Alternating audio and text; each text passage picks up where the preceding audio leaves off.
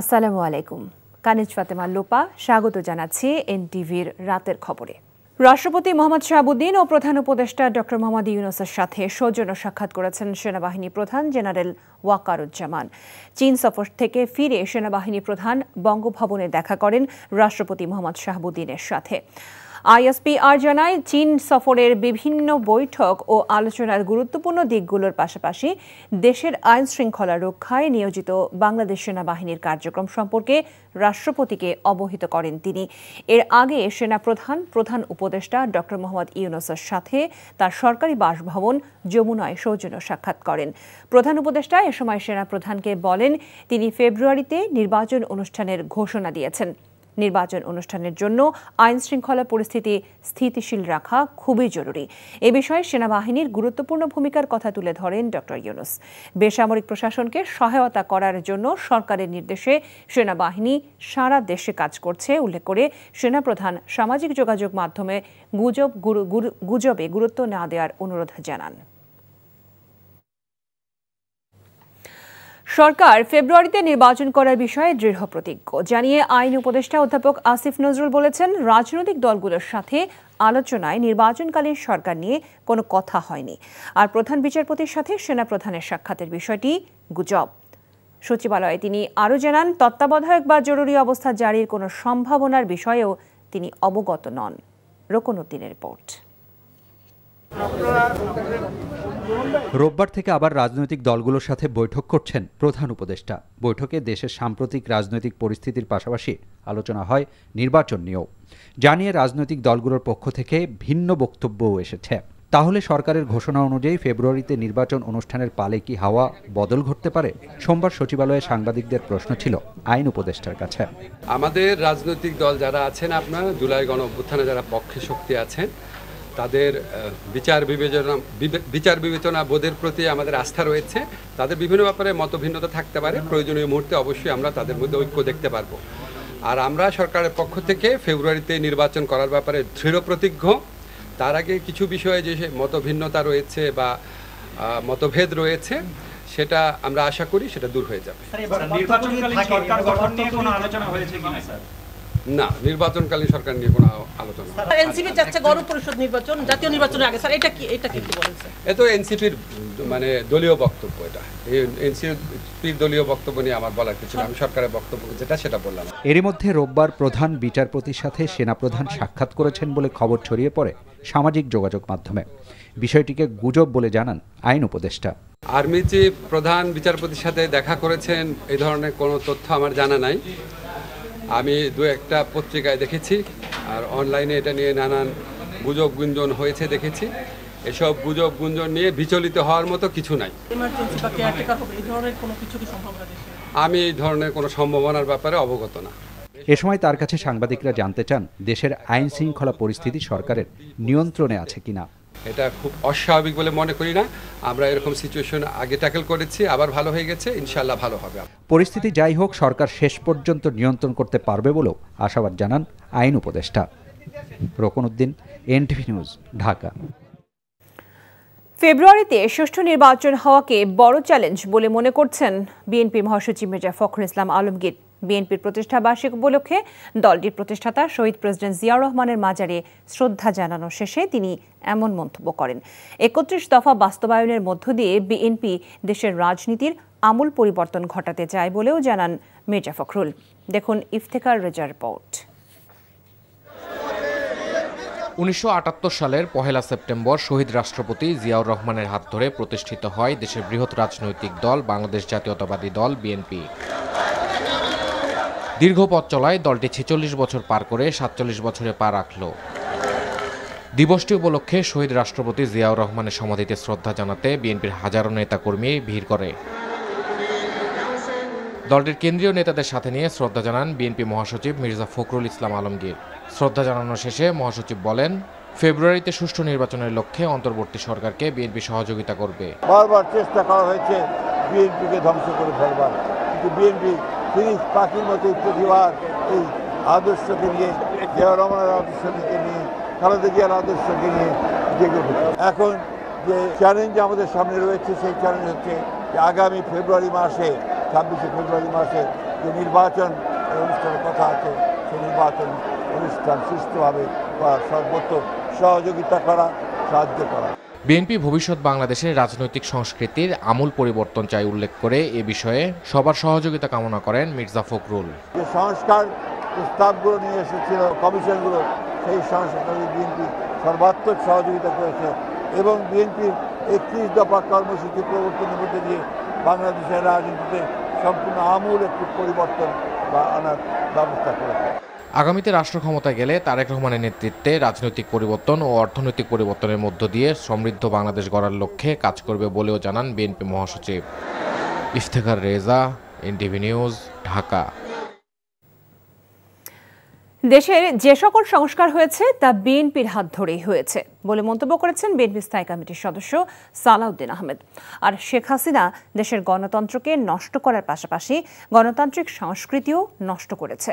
গণঅভ্যুত্থানের পর রাজনৈতিক দলগুলোর সৌহার্দ্য ফিরে এসেছে বলে মন্তব্য করেছেন এনসিপির উত্তরাঞ্চলের মুখ্য সংগঠক সার্জিস আলম। এ সময় উচ্চ আদালতকে ব্যবহার করে রাজনৈতিক ফায়দা যেন না নেওয়া হয় সেই প্রত্যাশা করেছেন এনসিপি।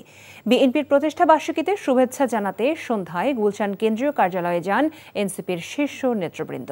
এ সময় তাদের স্বাগত জানান বিএনপি মহাসচিব মির্জা ফখরুল ইসলাম আলমগীর এবং স্থায়ী কমিটির সদস্য সালাউদ্দিন আহমেদ। সৌজন্য সাক্ষাৎ শেষে সংবাদ সম্মেলনে কথা বলেন দুই দলের নেতারা। আমরা গণতান্ত্রিক সংস্কৃতির চর্চা করি, লালন করি, সেটারই আজকে দৃশ্যমান এই প্রক্রিয়া। মাঠে আমরা যে রকমই তর্ক বিতর্ক বক্তৃতা দেই না কেন, এই রাজনৈতিক সংস্কৃতি আমাদের মধ্যে চালু থাকতে হবে যে আমরা পরস্পর তর্ক করব, বিতর্ক করব, ভিন্নমত পোষণ করব, কিন্তু সৌহার্দ্যমূলক আলাপ আলোচনার ভিত্তিতে পারস্পরিক শ্রদ্ধা, পারস্পরিক আলোচনা এটা চালু থাকবে। এটাই রাজনৈতিক সংস্কৃতি। বাংলাদেশের এই জাতীয়তাবাদকে ধারণ করে তারা আগামীর বাংলাদেশে দেশ এবং জনগণের স্বার্থকে প্রাধান্য দিয়ে সর্বাগ্রে রেখে তারা কাজ করে যাবেন। আমরা মনে করি যে আগামীর বাংলাদেশের যে কাঙ্ক্ষিত অগ্রগতি আমরা যে প্রত্যাশা করি, এই অগ্রগতির অন্যতম একটি অগ্রগতি হওয়া উচিত যে আমাদের রাজনৈতিক দলগুলোর মধ্যে এই সৌহার্দ্যপূর্ণ সম্পর্ক। ঢাকা বিশ্ববিদ্যালয় কেন্দ্রীয় ছাত্র সংসদ ডাকসু নির্বাচন স্থগিত করে হাইকোর্টের দেওয়া আদেশের 50 মিনিট পর সেই আদেশ স্থগিত করল চেম্বার বিচারপতি। এর ফলে এই মুহূর্তে নির্বাচনী প্রচারণা চালাতে কোনো বাধা নেই। হাইকোর্টের একটি দ্বৈত বেঞ্চ প্রথমে ডাকসু নির্বাচনের কার্যক্রম স্থগিত করেন, পরে চেম্বার বিচারপতি ফারাহ মাহবুব সেই আদেশ স্থগিত করেন। রিপোর্ট হাসান জাবেদের। ইসলামী ছাত্র শিবির সমর্থিত প্যানেলের জিএস প্রার্থী এসএম ফরহাদের প্রার্থিতা চ্যালেঞ্জ করে করা রিটের শুনানিতে আইনজীবী বলেন, ফরহাদ হোসেন নিষিদ্ধ ঘোষিত ছাত্রলীগের পদধারী নেতা, তাই তিনি শিবিরের প্রার্থী হতে পারেন না। কিন্তু ঢাকা বিশ্ববিদ্যালয়ের আইনজীবী জানান, ফরহাদ হোসেন ঢাকা বিশ্ববিদ্যালয়ের শিবিরের সেক্রেটারি ছিলেন, এটা বিভিন্নভাবে প্রমাণিত। নির্বাচন কমিশনও তার পদ বৈধ বলেছেন। শুনানি শেষে রুল জারি সহ ডাকসু নির্বাচন 30 অক্টোবর পর্যন্ত স্থগিত করেন বিচারপতি হাবিবুল গনি ও বিচারপতি শেখ তাহসিন আলীর সমন্বয়ে গঠিত হাইকোর্টের দ্বৈত বেঞ্চ। মূল অর্ডারটা হলো এখানে নির্বাচন স্থগিত হয়ে যাওয়া, ইলেকশন প্রসেস স্থগিত হয়ে যাওয়া 30 অক্টোবর পর্যন্ত। নির্বাচন প্রক্রিয়াটা যদি স্থগিত থাকে তাহলে ছাত্রদের মধ্যে প্রতিক্রিয়া তৈরি হতে পারে। এই জন্যই ইন দ্য মিন টাইম আমরা সিদ্ধান্ত নিয়েছি যে যত দ্রুত সম্ভব ঘন্টা মিনিট হিসাব করে আমরা চেম্বার জজের আদালতে হাইকোর্টের এই আদেশ স্থগিত চেয়ে একটা সিভিল মিসসেলেনিয়াস পিটিশন দায়ের করব। এই বক্তব্য দেওয়ার সাথে সাথেই তিনি হাতে লেখা আবেদন নিয়েই চলে যান চেম্বার আদালতে। সেখানে বিচারপতি ফারাহ মাহবুব আবেদনটি দেখে হাইকোর্টের আদেশটি শুনানি পর্যন্ত স্থগিত করেন। মাননীয় চেম্বার জাজ হাইকোর্ট ডিভিশনের এই আদেশ যে ডাকসু নির্বাচনকে স্থগিত করে যে আদেশ দিয়েছিল, এই আদেশকে সিএমপি ফাইল বা সিভিল মিসসেলেনিয়াস পিটিশন ফাইল এবং শুনানির আগ পর্যন্ত স্থগিত আদেশ দিয়েছেন। অর্থাৎ এই মুহূর্তে ঢাকা বিশ্ববিদ্যালয়ের ডাকসু নির্বাচন পরিচালনার ক্ষেত্রে এই মুহূর্তে কোনো বাধা থাকলো না। এসএম ফরহাদের ব্যাপারে হাইকোর্ট ডিভিশন কোনো আদেশ দেন নাই, শুধু রুল জারি করেছেন। এবং এটা নিশ্চয়ই আগামীকালকে যখন চেম্বার জজের আদালতের পরিপূর্ণ শুনানি হবে, আপনারা থাকবেন, সেখানে এটি পরিপূর্ণ শুনানি হয়ে একটি সিদ্ধান্ত হবে। আগামী 9 সেপ্টেম্বর ডাকসু নির্বাচনের ভোট গ্রহণের দিন ধার্য আছে। চেম্বার আদালতের শুনানি পর্যন্ত শিক্ষার্থীদের ধৈর্য ধারণ করার আহ্বান জানান শিশির মনির। Hasan Jabed, NTV news, Dhaka. ডাকসু নির্বাচন নিয়ে অনেক কথা ছড়ানো হচ্ছে। উল্লেখ করে ঢাকা বিশ্ববিদ্যালয়ের উপাচার্য অধ্যাপক ডক্টর নিয়াজ আহমেদ খান প্রার্থী ভোটারদেরকে সব বাধা বিপত্তি মোকাবিলা করে এগিয়ে যাওয়ার আহ্বান জানিয়েছেন। রাতে ডাকসু নিয়ে হাইকোর্টের রায়ের প্রতিক্রিয়ায় তিনি কথা বলেন। কোনো কোনো ক্ষেত্রে আমরা যতটুকু আশঙ্কা করেছিলাম তার চাইতে পরিস্থিতি ভালো আছে, কারণ ব্যাপকভাবে আমাদের শিক্ষার্থীদের সাড়া আছে এবং আমরা আমাদের অংশীজনদের সাথে বিস্তারিত আলোচনা করেই মাঠে নেমেছি। সবাইকে সাথে নিয়ে যতদূর সম্ভব একতাবদ্ধ হয়ে আল্লাহর উপর ভরসা করে আমরা মাঠে নেমেছি। বাধা বিপত্তি আছে এবং এই যে মামলা মোকদ্দমা হচ্ছে সেগুলো একরকম আমরা আইনগতভাবে মোকাবেলা করছি, এগুলো বাধা বিপত্তির অংশ। ডাকসু নির্বাচন স্থগিত করার হাইকোর্টের সিদ্ধান্ত জেনে প্রতিবাদে উত্তাল হয়ে উঠেছিল ঢাকা বিশ্ববিদ্যালয়। তাৎক্ষণিক বিক্ষোভ মিছিল করেছে ছাত্রদল, ছাত্র শিবির, গণতান্ত্রিক ছাত্র সংসদ, বিভিন্ন প্যানেল প্রার্থীরা। বিক্ষোভ করেছে সাধারণ শিক্ষার্থীরাও। পরে ক্যাম্পাসে আবার স্বাভাবিক পরিস্থিতি ফিরে আসে। নূর হোসেনের রিপোর্ট। উৎসবমুখর প্রচার প্রচারণার মধ্যেই হঠাৎ ডাকসু নির্বাচন স্থগিতের আদেশে হতভম্ব হয়ে পড়ে ঢাকা বিশ্ববিদ্যালয়ের শিক্ষার্থীরা। তাৎক্ষণিক প্রতিবাদে উত্তাল হয়ে পড়ে গোটা ক্যাম্পাস। নির্বাচন ঘিরে অভিযোগ পাল্টা অভিযোগের রাজনীতি পাশে রেখে ডাকসুর দাবিতে ঐক্যবদ্ধ ছাত্রনেতারা যে কোনো মূল্যে সব ষড়যন্ত্র রুখে দেওয়ার ঘোষণা দেন।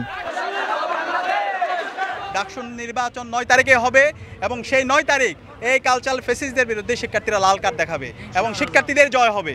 এই ডাকসু নির্বাচনে কোনো হার জিত নাই, যে জিতুক শিক্ষার্থীরা বিজয়ী হবে, জুলাই বিজয়ী হবে। স্পষ্টভাবে এই অপরাজয় বাংলার পাদদেশ থেকে স্পষ্টভাবে জানিয়ে দিতে চাই, ডাকসু নির্বাচন রাইটামি হবে, সেটাকে বাধাগ্রস্ত করার সক্ষমতা কারোর না। এটা কেবলমাত্র নির্বাচন এবং আনন্দ না, এইটা হলো আপনার ভবিষ্যতে ঢাকা বিশ্ববিদ্যালয়ের আপনার অধিকার রক্ষার আন্দোলন। বিক্ষোভের মধ্যেই হাইকোর্টের আদেশ স্থগিতের খবর এলে উপাচার্যের বাসভবনের সামনে থেকে অবস্থান কর্মসূচি প্রত্যাহার করে শিক্ষার্থীরা। এদিকে আবাসন সংকট মুক্ত নিরাপদ ক্যাম্পাস গড়তে 36 দফা ইশতেহার ঘোষণা করেছে ছাত্র শিবির সমর্থিত প্যানেল। নিরাপদ ক্যাম্পাস, আবাসন সংকট সমাধান, নারী শিক্ষার্থীদের নিরাপত্তা, চিকিৎসা সুবিধা ও স্বাস্থ্যসম্মত খাবার, উন্নত পরিবহন এবং ক্যারিয়ার গঠনের পর্যাপ্ত তথ্য সেবা বা অ্যাক্সেস টু ক্যারিয়ার রিসোর্সেস, এই 6টা জিনিস আমরা বাস্তবায়ন করার জন্য প্রতিজ্ঞাবদ্ধ থাকব। আইনি লড়াই চালানোর পাশাপাশি নির্ধারিত সময়ে ডাকসু নির্বাচন আয়োজনের কথা জানিয়েছে ঢাকা বিশ্ববিদ্যালয়। নূর হোসেন, এনটিভি নিউজ, ঢাকা। বাংলাদেশে অবাধ, সুষ্ঠু ও শান্তিপূর্ণ নির্বাচন দেখতে চায় যুক্তরাষ্ট্র। তবে নির্দিষ্ট কোনো রাজনৈতিক দল বা ব্যক্তিকে সমর্থন নয়, বরং জনগণের সিদ্ধান্তকে সম্মান জানিয়ে মার্কিন সরকারের সহযোগিতা থাকবে বলে জানিয়েছেন ঢাকাস্থ মার্কিন দূতাবাসের charge d' affaires Tracey Ann Jacobson. দুপুরে প্রধান নির্বাচন কমিশনার এএমএম নাসির উদ্দিনের সাথে বৈঠক শেষে এসব কথা তিনি বলেন। আর সিইসি জানিয়েছেন, নির্বাচন নিয়ে সরকারের পক্ষ থেকে কোনো চাপ নেই। আরাফাত ইসলামের রিপোর্ট। রাজধানীর আগারগাঁওয়ে নির্বাচন কমিশন কার্যালয়ে মার্কিন চার্জ দি অ্যাফেয়ার্সের সাথে বৈঠক করেন সিইসি। বৈঠক শেষে জ্যাকবসন বলেন, একটি শান্তিপূর্ণ ও অংশগ্রহণমূলক নির্বাচনের জন্য যুক্তরাষ্ট্রের সহযোগিতা অব্যাহত থাকবে। তবে দেশের চলমান রাজনৈতিক পরিস্থিতি নিয়ে গুজব ও ষড়যন্ত্র তত্ত্ব প্রসঙ্গে উদ্বেগ জানান তিনি। বাংলাদেশের আসন্ন নির্বাচন নিয়ে যুক্তরাষ্ট্র সরকার কোনো রাজনৈতিক দল বা ব্যক্তিকে সমর্থন করে না। অধ্যাপক ইউনূসের নেতৃত্বাধীন অন্তর্বর্তী সরকার এবং নির্বাচন কমিশনকে যুক্তরাষ্ট্র সহযোগিতা করবে। আগামী বছরের শুরুর নির্বাচনটি হবে শান্তিপূর্ণ ও অংশগ্রহণমূলক, যা বাংলাদেশের জনগণের আশা আকাঙ্ক্ষা পূরণ করবে বলে আমরা আশা করি। পরে সিইসি বলেন, সর্বশক্তি দিয়ে সুন্দর নির্বাচন আয়োজন করা হবে। দেশের স্বার্থে সব রাজনৈতিক দল শেষ পর্যন্ত নির্বাচনী সমঝোতায় আসবেন বলেও আশা প্রকাশ করেন তিনি। জানান, নির্বাচন নিয়ে সরকারের পক্ষ থেকে কোনো চাপ নেই। আমি বিশ্বাস করি দেশের স্বার্থ ওনাদের সবার বিবেচনায় উপরে। আমাদের রাজনৈতিক দলগুলো দেখবেন আপনি শেষ পর্যন্ত একটা আন্ডারস্ট্যান্ডিং আসবে। মাননীয় প্রধান উপদেষ্টা উনি সম্পূর্ণ স্বাধীনভাবে যাতে ইলেকশন কমিশন কাজ করতে পারে এ পর্যন্ত উনি সেই ব্যবস্থায় রেখেছেন। কোনো ধরনের কোনো প্রভাব বিস্তার তো আমাদের মাননীয় প্রধান উপদেষ্টা দপ্তর থেকে আমরা পাইনি। আগামী নির্বাচনে কালো টাকার ব্যবহার যতটুকু কমানো যায় সেজন্য ব্যবস্থা নেওয়ার কথাও বলেন তিনি। কালো টাকার যে ব্যবহারটা যথাসম্ভব কমানো, এটা বন্ধ করতে পারবো না। আরাফাত ইসলাম, এনটিভি নিউজ, ঢাকা। দেশের বিভিন্ন স্থানে নানা কর্মসূচির মধ্য দিয়ে পালিত হয়েছে বিএনপির ৪৭তম প্রতিষ্ঠাবার্ষিক। চট্টগ্রামে বিএনপির প্রতিষ্ঠাবার্ষিকের সমাবেশে দলের স্থায়ী কমিটির সদস্য আমির খসরু মাহমুদ চৌধুরী বলেন, কেউ নির্বাচন বাধাগ্রস্ত করতে চাইলে তারা ধানের শীষের জোয়ারে ভেসে যাবে। পরে শহরে বর্ণাঢ্য শোভাযাত্রা বের করা হয়। নানা আয়োজনে গোপালগঞ্জে পালিত হয় বিএনপির প্রতিষ্ঠাবার্ষিক। এ সময় জেলা বিএনপির সাবেক সভাপতি এইচ খান মঞ্জু সহ অন্যরা উপস্থিত ছিলেন। নারায়ণগঞ্জে জেলা ছাত্রদলের সাবেক সভাপতি জাকির খানের নেতৃত্বে বর্ণাঢ্য র্যালি শহরের গুরুত্বপূর্ণ সড়ক প্রদক্ষিণ করে। এছাড়া রাজশাহী সহ দেশের বিভিন্ন স্থানে পালিত হয়েছে বিএনপির প্রতিষ্ঠাবার্ষিক।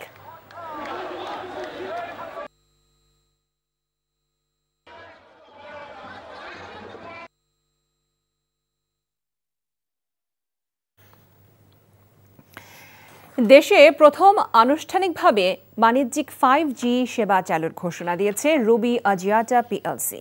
রাজধানীর তেজগাঁওয়ে রবির কর্পোরেট অফিসে এই সেবা চালুর আনুষ্ঠানিক ঘোষণা দেওয়া হয়। ঢাকার মগবাজার চৌরাস্তা, চট্টগ্রামের খুলশী সহ নির্দিষ্ট এলাকার গ্রাহকরা এই অত্যাধুনিক নেটওয়ার্ক ব্যবহারের অভিজ্ঞতা নিতে পারবেন। পরবর্তীতে ধাপে ধাপে দেশজুড়ে সেবা সম্প্রসারণ করা হবে বলে জানায় রবি কর্তৃপক্ষ। দেশের ডিজিটাল অর্থনীতিকে পরবর্তী ধাপে নিতে এই উদ্যোগ সহায়ক ভূমিকা রাখবে বলেও মন্তব্য করেন তারা। আয়োজনে উপস্থিত ছিলেন বিটিআরসি চেয়ারম্যান মোহাম্মদ ইমদাদুল বারী, রবি আজিয়াটা পিএলসির ভারপ্রাপ্ত সিইও এম রিয়াজ রশিদ সহ অনেকে। বাংলাদেশের সুপার ব্র্যান্ড এবং টেক জায়ান্ট ওয়ালটন ব্র্যান্ডের লিফট প্রোডাক্টের ব্র্যান্ড অ্যাম্বাসেডর হলেন জনপ্রিয় সঙ্গীত শিল্পী তাহসান খান। সম্প্রতি রাজধানীর ওয়ালটন কর্পোরেট অফিসে এক জাঁকজমকপূর্ণ অনুষ্ঠানে তাহসান খানের সঙ্গে এই চুক্তি স্বাক্ষরিত হয়। ওয়ালটন লিফটের পক্ষে চুক্তিতে স্বাক্ষর করেন ওয়ালটন ব্র্যান্ড অ্যাম্বাসেডর এবং জাতীয় ক্রিকেট দলের অলরাউন্ডার মেহেদী হাসান মিরাজ। এ সময় ওয়ালটন হাইটেক ইন্ডাস্ট্রিজ পিএলসির পরিচালক এস.এম. মঞ্জুরুল আলম অভি, ওয়ালটন প্লাজার managing director Mohammad Raihan, Walton লিফটের চিফ বিজনেস অফিসার জেনানুল ইসলাম সহ অন্যান্য কর্মকর্তারা উপস্থিত ছিলেন।